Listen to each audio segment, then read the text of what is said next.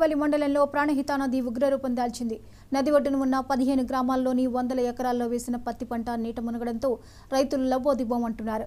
గత వర్షాకాలంలో Kaleshwaram project back water కారణంగా నదీ తీర ప్రాంతాల్లోని పంట పొలాలు 3 సార్లు నీట మునిగి తీవ్రంగా రైతులు నష్టపోయారని అధికారులు సర్వే నిర్వహించినా ఇప్పటివరకు నష్టపరిహారం అందలేదని రైతులు అసహనం వ్యక్తం చేశారు.